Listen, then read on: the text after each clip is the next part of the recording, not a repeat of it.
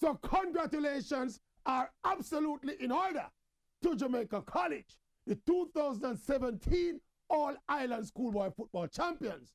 JC won 3 of the 4 titles available this season, with therefore valid claims of being the best schoolboy football team in the country this season.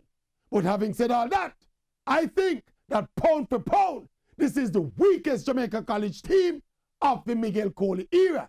And for this team to have won the Walker Cup, the Manning Cup, and the Olivier Shield, it was less about talent and more about preparation, motivation, and coaching. You know my theory that Jamaica College's recent success is an index of their superior scouting and recruiting mechanisms, which invariably see them fielding the most talented teams comprised of the best players that recruiting allows. This year though, for one reason or another, JC was not the most talented team in schoolboy football. Certainly, Kingston College, and some people might argue St. Andrew Technical, had bigger names and impact players with more depth and quality.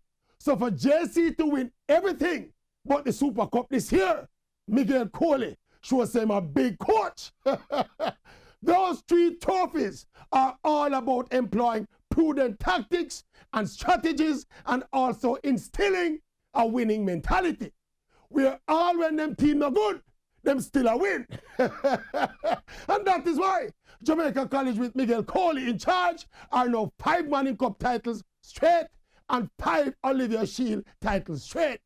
So may I say, give Jamaica College and now departing coach Miguel Coley all the credit them deserve.